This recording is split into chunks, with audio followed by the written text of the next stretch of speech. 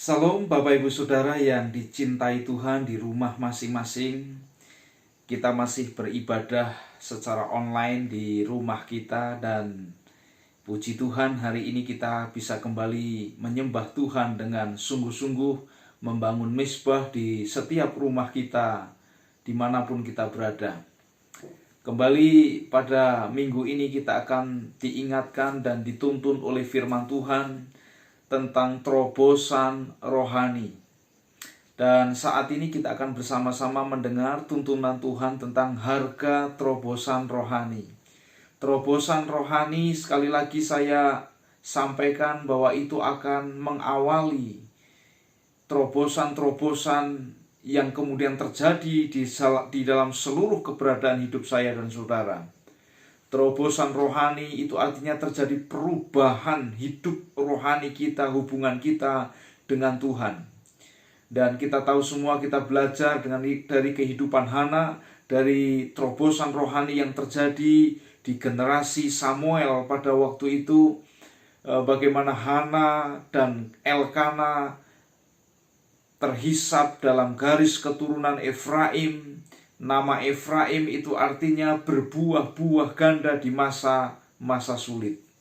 Dan hari-hari ini ketika seluruh dunia dan Indonesia khususnya mengalami masa-masa yang sulit, Bapak Ibu saya dan saudara ditarik oleh Tuhan untuk masuk dalam kehidupan yang berbuah-buah ganda. Sekalipun kita sulit, sekalipun kita di tengah-tengah suasana yang sulit, namun Bapak Ibu saya dan saudara tahu, kita percaya, kita aminkan, kita bersandar kepada firman Tuhan bahwa saya dan saudara akan berbuah-buah ganda di masa-masa ini. Amin Bapak Ibu saudara.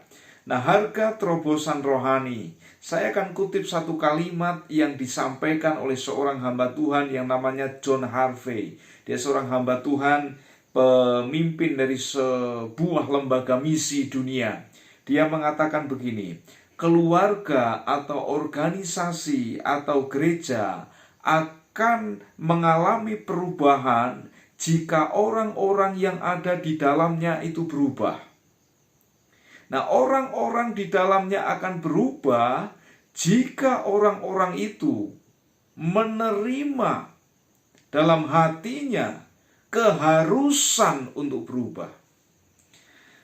Jadi gereja ini akan berubah, masuk dalam terobosan semakin luar biasa. Keluarga saya dan saudara akan berubah, masuk dalam terobosan yang luar biasa. Atau dimanapun pekerjaan usaha saya dan saudara akan berubah jika saya dan saudara dalam hati kita masing-masing menerima di hati kita suatu keharusan untuk berubah.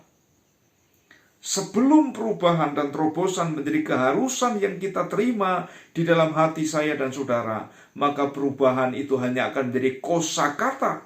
Perubahan terobosan itu hanya akan menjadi doa-doa, bahasa-bahasa doa saya dan saudara.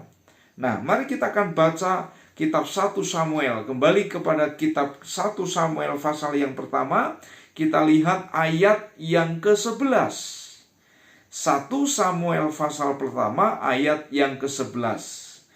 Mari baca bersama. Kemudian bernazarlah ia, katanya, Tuhan semesta alam, jika sungguh-sungguh engkau memperhatikan sengsara hambamu ini dan mengingat kepadaku dan tidak melupakan hambamu ini, tetapi memberikan kepada hambamu ini seorang anak laki-laki, maka aku akan memberikan dia kepada Tuhan untuk seumur hidupnya, dan pisau cukur tidak akan menyentuh kepalanya. Kemudian kita lanjut di pasal yang kedua. Lihat pasal yang kedua, ayat yang ke-18 sampai ayat yang ke-21. Di situ dikatakan apa? Adapun Samuel menjadi pelayan di hadapan Tuhan. Ia masih anak-anak yang tubuhnya belilitkan baju efod dari kain lenan. Setiap tahun ibunya membuatkan dia jubah kecil dan membawa jubah itu kepadanya apabila bersama-sama suaminya pergi mempersembahkan kurban sembelihan tahunan. Lalu Eli memberkati Elkana dan istrinya, katanya, Tuhan kiranya memberikan keturunan kepadamu dari perempuan ini pengganti yang telah diserahkannya kepada Tuhan. Sesudah itu pulanglah mereka ke tempat kediamannya, Dan Tuhan mengindahkan Hana sehingga dia mengandung dan melahirkan 3 anak laki-laki dan 2 anak perempuan lagi. Sementara itu makin besarlah Samuel yang muda itu di hadapan Tuhan. Wow, luar biasa. Dari kehidupan Hana kita kembali belajar tentang terobosan, tentang buah-buah ganda di waktu-waktu yang sulit. Kita tahu semua Hana adalah orang yang mandul. Dan kenapa mandul? Karena Tuhan menutup kandungannya. Tetapi karena dia dihina oleh Penina, dia gusar hatinya. Dan kemudian dia menangkap visi ilahi dalam kehidupannya tentang terobosan bagi hidupnya dan terobosan bagi bangsanya. Dan akhirnya dia memutuskan untuk mengambil satu tindakan doa yang tidak biasa. Doa yang lahir dari hati yang hancur. Doa yang lahir dari kesungguhan, tingkat kesungguhan yang sungguh-sungguh berbeda. Sehingga akhirnya apa yang terjadi Bapak Ibu Saudara, si mandul ini kemudian melahirkan lagi 3 anak laki-laki dan 2 anak perempuan. Itu artinya bahwa Hana yang mandul ini kemudian berbuah-buah ganda. Dia punya anak 6, 4 laki-laki, yang satunya adalah Samuel, dan 2 perempuan. Wow, luar biasa. Bapak Ibu Saudara, mari kita akan melihat dan belajar dari kehidupan Hana ini harga terobosan, harga perubahan. Apa harganya? Sebelum kita masuk kepada harga, ada satu ingatan yang harus kita bersama-sama catat dalam kehidupan saya dan saudara, bahwa begini, seringkali yang terjadi penghambat suatu terobosan justru adalah gerakan-gerakan yang baru. Gerakan-gerakan yang baru terjadi akan sering menjadi penghambat gerakan berikutnya. Terobosan yang pernah terjadi dalam kehidupan saya dan saudara, perubahan-perubahan yang pernah terjadi dalam kehidupan saudara, karya-karya Tuhan yang telah Tuhan berikan dalam hidup saya dan saudara, yang baru, yang sekarang mungkin terjadi, kadang-kadang bisa menjadi penghambat dari terobosan yang berikutnya. Ada satu contohnya dalam sejarah gereja. Bapak Ibu Saudara, gerakan Allah untuk mendobrak, mengembalikan kebenaran kitab suci itu lahir dari gerakan Protestan pada abad 16. Gerakan ini luar biasa sekali. Tetapi apa yang terjadi? Gerakan Protestan ini kemudian menjadi penghambat gerakan berikutnya, yaitu gerakan pietisme. Gerakan pietisme justru menjadi penghambat metodisme. Metodisme justru menjadi kemudian penghambat dari Pentakosta. Dan kita semua tahu ketika gerakan karismatik muncul, yang pertama kali menghambat, yang nyinyir adalah orang-orang Pentakosta. Dan sekarang Bapak Ibu Saudara, orang-orang karismatik ketika gelombang gerakan Allah sedang terjadi, yaitu the believers movement, gerakan orang-orang yang percaya, orang-orang karismatik yang nyinyir. Jadi Bapak Ibu Saudara, kita harus hati-hati, sebab mungkin dulu saya dan saudara sudah pernah dipakai oleh Allah untuk masuk dalam sebuah perubahan, tetapi hari ini hati-hati, kadang-kadang justru kita yang akan menghambat perubahan terobosan yang berikut. Ada satu cerita di tepi pantai, di mana pantai itu sering terjadi kecelakaan laut. Lalu timbul inisiatif orang-orang yang ada di sekitar tepi pantai itu untuk membuat tim penyelamat pantai, supaya ketika terjadi kecelakaan kapal diminimalisir, bahkan targetnya tidak ada lagi korban jiwa. Dan akhirnya apa yang terjadi? Betul, tim dibuat dan akhirnya banyak sekali kecelakaan kapal yang akhirnya tertolong dan korban-korban jiwa kemudian bisa diselamatkan. Oleh karena kemudian saking kemudian berkembang, banyak orang kemudian sudah bersyukur mengalami pertolongan, kemudian berterima kasih kepada tim ini, kemudian tim ini dibangunkan rumah, tim ini kemudian dibangunkan gedung dan sebagainya dengan semua fasilitas yang ada. Akhirnya apa yang terjadi Bapak Ibu Saudara? Tim ini kemudian hanya menjadi klub-klub saja, tempat-tempat kongko dan bertemu saja. Kemudian orang-orang yang terjun ke lapangan disewakan, bayar orang untuk terjun ke lapangan. Akhirnya di tim itu Bapak Ibu Saudara timbul sebuah keprihatinan bahwa kelompok ini sudah keluar dari jalur, bahwa kelompok ini sudah keluar dari visi misi awal, kemudian mereka mengundurkan diri dan membentuk tim baru. Dan setelah tim yang baru ini terjadi, pada awal-awalnya sesuai visi dan misi, pada akhirnya juga zona nyaman menjebak mereka, sehingga kasus yang terjadi pada awal terjadi juga pada diri mereka. Yang awalnya mereka begitu bersemangat menolong orang-orang kecelakaan, akhirnya mereka juga menjadi kelompok kongko-kongko saja. Timbul lagi perpecahan, kemudian membangun tim baru,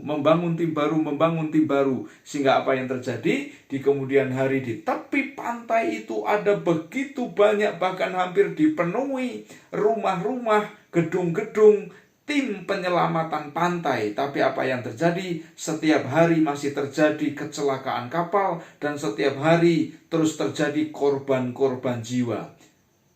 Apa artinya berarti? Artinya bahaya laten yang sering mengintai saya dan saudara adalah kenyamanan. Bapak Ibu Saudara, ada begitu banyak gereja baru dirintis dan dibuat, dan pada akhirnya kemudian terjebak kepada zona nyaman, sehingga begitu banyak gereja, tetapi setiap hari banyak orang yang mati tanpa Tuhan.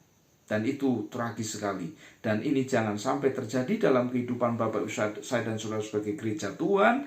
Mari kita bersama-sama terus bergerak, terus mengalami terobosan dalam kehidupan kita, dalam anugerah Tuhan yang sempurna. Tuhan mau mengubah kita, Tuhan mau memberkati kita dengan buah-buah yang ganda, sekalipun saat ini kita berada di masa-masa yang sulit. Lalu pertanyaannya, apa harga dari terobosan itu? Yang pertama, lihat tadi di 1 Samuel pasal yang ke-11. Ketika itu Hana berdoa dengan sungguh-sungguh, dengan sepenuh hati.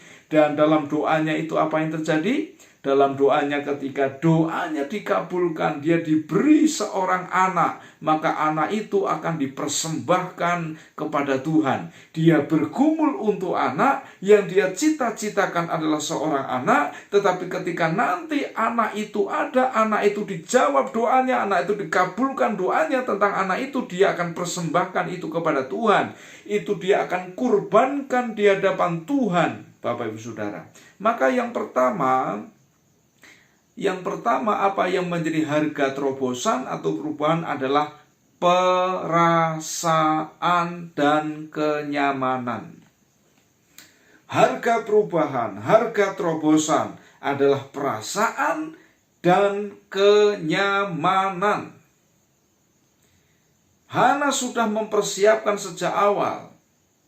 Saya merasa Hana sudah menangkap visi ilahi dalam kehidupannya, bahwa dia akan berbuah-buah ganda. Dan dia tidak mau apa yang ia dapatkan pada awalnya justru akan menjadi penghambat terobosan berikutnya. Berkat yang ia terima pada awal justru menjadi penghambat berkat-berkat berikutnya. Hana seperti sudah menangkap visi ilahi bahwa dia akan berbuah-buah. Dia tidak hanya akan punya anak 1, tetapi dia akan punya anak 6. Dia bukan hanya punya anak untuk keluarganya, terobosan untuk keluarganya, tetapi sepertinya visi ilahi sudah masuk dalam kehidupannya, bahwa yang Allah rancangkan bukan hanya keluarga Elkana, tetapi seluruh bangsa, yaitu bangsa Israel, yang pada waktu itu sedang mengalami kemandulan rohani. Dan dia taruhkan perasaannya. Perasaan apa? Perasaan sedih, perasaan sayang terhadap anak ini ditaruhkan, dipersembahkan, dikurbankan di hadapan Tuhan. Anak laki-laki yang ia rindukan, yang ia doakan, yang ia gumuli dengan sungguh-sungguh, setelah ia dapat, dia persembahkan ke hadapan Tuhan. Dia mempersembahkan persembahan yang terbaik di hadapan Tuhan. Banyak orang kalau mempersembahkan sesuatu, entah anak, entah sesuatu kepada Tuhan, dia pilih sesuatu yang kurang baik. Banyak kasus terjadi, ada keluarga punya 4 anak, yang 3 pinter-pinter, yang 1 tidak sepinter yang ketiga, lalu yang 1 yang kurang pinter ini disekolahkan di sekolah Alkitab Teologia untuk melayani Tuhan. Kurang ajar sekali. Hana mempersembahkan perasaan dan kenyamanannya. Nyaman karena sudah punya anak. tetapi dia persembahkan itu di hadapan Tuhan. Itu harga terobosan. Mari bawa perasaan kita kepada mezbah Tuhan. Mari kita bawa kenyamanan kita di mezbah Tuhan. Jangan sampai kenyamanan yang Bapak Ibu saya dan saudara sudah dapat saat ini justru menjadi penghambat terobosan-terobosan, perubahan-perubahan berikut. Hati-hati. Satu kali Bapak Ibu Saudara di kitab Yohanes pasal yang ke-15, di tepi kolam Bethesda, pada waktu itu hari Sabat, Tuhan Yesus datang berkunjung di kolam itu dan menjumpai di sana begitu banyak ada orang sakit dan yang memang mereka menunggu mujizat dari Tuhan, karena di kolam Bethesda itu sewaktu-waktu malaikat Tuhan turun dan siapa orang yang pertama kali masuk ke kolam itu dia akan mengalami mujizat kesembuhan. Dan di situ didapati ada seorang yang sudah sakit 38 tahun lamanya. Bayangkan, sakit 38 tahun lamanya. Apakah ini lama? Lama sekali. Orang sakit 1 bulan, 2 bulan, 1 tahun, itu sudah sangat lama terasa. Ini 38 tahun sakit. Tapi rupa-rupanya 38 tahun sakit itu membentuk mental nyaman, membentuk mental putus asa dalam dirinya sehingga dia nyaman, terikat dengan keputusasaan. Sehingga ketika waktu itu Tuhan Yesus ada di sana dan Tuhan Yesus berkata, "Maukah engkau sembuh?" Jawaban dari orang ini tidak berkata, "Ya Tuhan, aku mau." Tetapi yang dia katakan adalah, aku tidak bisa jalan menuju ke kolam. Aku tidak punya kekuatan, aku gak bisa jalan. Nanti kalau aku sedang jalan, orang lain sudah mendahului aku untuk masuk ke kolam itu dan orang itu sembuh, saya tidak sembuh. Itu peristiwa berulang-ulang. 38 tahun lamanya dia alami hal yang serupa ketika dia nunggu mujizat, lalu kemudian melihat kolam goncang karena kunjungan malaikat, dan dia kemudian merangkak untuk menuju ke kolam, sudah kedahuluan orang lain. Itu terjadi berulang-ulang, kemudian membentuk mental iman yang keliru. Ketika Tuhan ada di hadapannya, ketika Sang Pencipta langit dan bumi yang saat itu ada dalam rupa manusia ada di hadapannya, dan berkata, "Maukah engkau sembuh?" Dia tidak berkata mau, tetapi dia menyampaikan alasan bahwa kesembuhan itu menjadi hal yang mustahil. Dia menyampaikan argumentasi bahwa tidak mungkin saya bisa sembuh, padahal Sang Penyembuh ada di hadapannya. Tapi kemudian apa yang terjadi? Tuhan berkata, "Bangunlah, angkatlah tilammu dan berjalanlah." Dan kemudian orang itu oleh belas kasihan Tuhan Yesus, orang itu menjadi sembuh. Bapak Ibu Saudara, sekali lagi, kenyamanan dan perasaan saya dan saudara bisa menjadi penghambat perubahan. Mari kita persembahkan itu di mezbah Tuhan hari ini. Lalu yang kedua, harganya apa untuk sebuah perubahan? Yang kedua, harga perubahan adalah keberanian dan iman. Keberanian dan iman. Bapak Ibu Saudara, ketika Hana mempersembahkan, dia berdoa dalam nazarnya untuk mempersembahkan Samuel untuk menjadi pelayan Tuhan. Dia punya keberanian untuk mempersembahkan apa yang paling dia anggap berharga di dalam hidupnya. Dan dia punya iman bahwa Tuhan bisa mengganti apa yang saya persembahkan ini lebih dari apa yang ia bayangkan. Tadi dikatakan di pasal yang kedua bahwa kemudian Hana memperoleh 3 anak laki-laki dan 2 anak perempuan. Bapak Ibu Saudara, harga perubahan yang kedua adalah keberanian dan iman. Kenapa dibutuhkan keberanian? Sebab kadang-kadang ketika masuk kepada fase tahapan perubahan, Bapak Ibu dan Saudara akan menghadapi masa transisi dari masa lalu ke masa depan. Dan di masa transisi itu Bapak Ibu Saudara, sering yang akan kita lihat adalah antara visi dan fakta itu bertolak belakang. Antara apa yang kita iman dengan apa yang terjadi di depan mata, apa yang kita yakini sebagai iman dan visi ilahi dalam roh dengan apa yang menjadi kenyataan kehidupan saya dan saudara seringkali kontradiksi. Hari ini, tahun ini Tuhan memberkati kita dengan jangan takut sebab Dia menyertai kita. Jangan bimbang sebab Dia Allah kita. Tuhan akan meneguhkan, menolong kita dan membawa kita kepada kemenangan. Tetapi bisa jadi Bapak Ibu saya dan saudara, kita menghadapi kenyataan-kenyataan bahwa apa yang terjadi seolah-olah hari ini kita kalah. Yang terjadi seolah-olah saya dan saudara itu bukan menang, tapi malah kalah. Ini adalah masa-masa transisi dari masa lalu ke masa depan. Ada kontradiksi antara visi ilahi dengan kenyataan. Dibutuhkan keberanian dan iman. Dan iman.